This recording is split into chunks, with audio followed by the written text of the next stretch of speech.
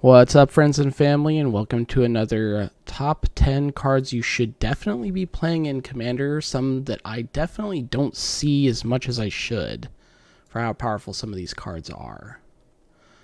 First on our list is Rhyme Scale Dragon, sitting at 7 cost. Pretty expensive to come out, but he has the ability of pay 2 and 1 of any kind of snow mana, which would be like the snow-covered lands, and then you tap a permanent and put an ice counter on it.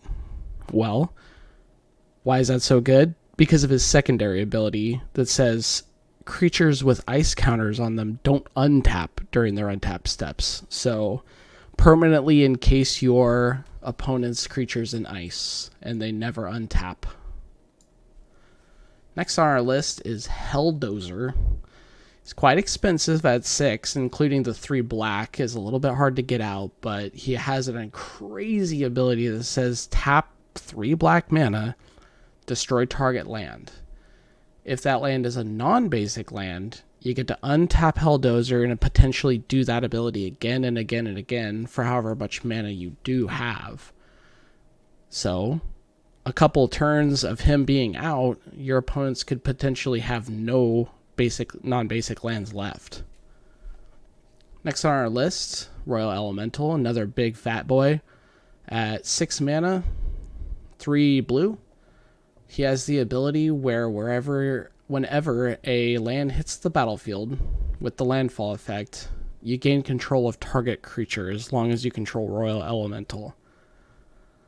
Well, I mean, how many times do people run sacrifice lands or fetch lands? I mean, with this you can essentially take half the board before they even have an answer for them.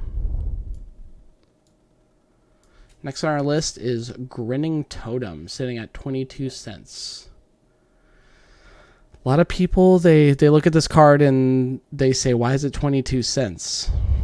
And I don't understand either, because it's a pay 2 and sacrifice Grinning Totem. Search your opponent's library for any card, put it in face up in front of you, and then you can play that card as though it were in your hand. I actually just recently found out about this card, but the reason that this card is so incredibly powerful is because you can do it at instant speed. Being able to instantly search anybody's library for any instant or sorcery card on, as a response, and then play it is really, really incredibly strong, especially when you need answers quick. Next on our list is Frost Titan.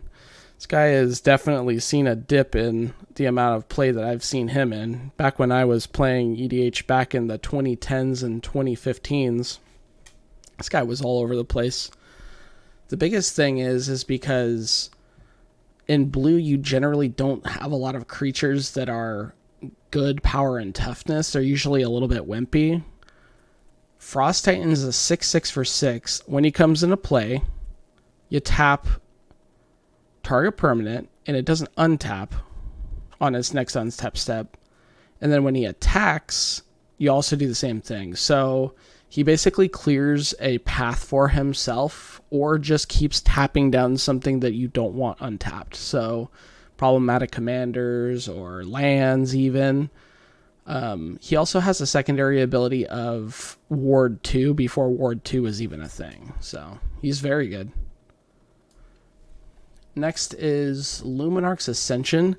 This one's a little bit more expensive. I don't like to put cards on here and be like, oh yeah, these are totally not played ever. I've seen this card once or twice. Not really recently, but its ability is so strong at such a low mana cost. Being able to pump out 4/4 Flying Angels for 2 mana is incredibly strong. You're going to be able to just clear people out a turn or two after you get it activated.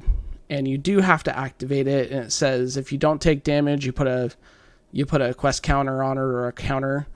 And then once you have 4, then you can start activating the angels. So still incredibly strong card. And I mean, for 2 mana, it's like, what's the worst that can happen? They blow it up. It's, who cares? Next on my list is Desertion. Well, this card can come out of left field so fast. I mean, you are playing blue, so people can definitely expect counters. But it's not only countering, but it's also gaining the enter the battlefield effect of creatures that you don't want to hit the battlefield. And you gain control of it. Also, if it's an artifact, then you get to take that too. So there's also that added effect. And I looked up the ruling. The ruling's a little bit mucky, but from what I've seen, you can actually take people's commanders with this too. So next on my list is Herald of Leshrac.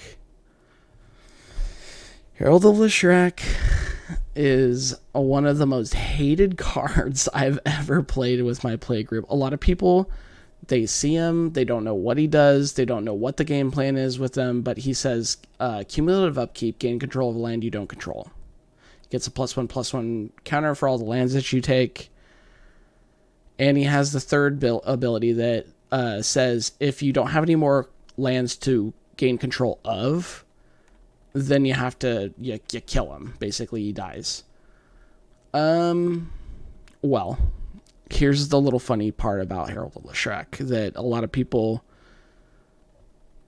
I mean, you're in black, so you have tutors. I'm not saying this is the most seamless combo, but being able to sacrifice the person's lands... maybe with a reprocess or an orb to gain life. I mean, that's kind of a funny little combo. And for 29 cents, that's a pretty good one. If anything, it's just slowing your opponents down too. Next on the list is Oracle and Vec. This card is so weird, man. This card is so stinking weird. So... it says tap target opponent chooses any number of creatures he or she controls. During that player's next turn, those creatures attack if able. And no other creatures can attack. At the end of that turn, destroy each of those creatures that did not attack. So what you're saying is, I'm going to tap it on my turn. You choose which creatures are going to attack. So, here's the little funny part about this. I mean, there's lots of little funny parts about it, but this is the funniest part. They choose the creatures they are going to attack with. And then it's their turn. And then they play a creature. If that creature doesn't have haste and can't attack, then they kill it. It's pretty funny. I mean, being able to just do it with the 2 mana and then tap it is just crazy. It really screws up like the mono blue decks, like your Azami players and stuff like that absolutely never attack, and they're like, okay, why am I forced to attack now? So this is a really good one. I love this card. All right, and the last one on my list is Phyrexian Portal.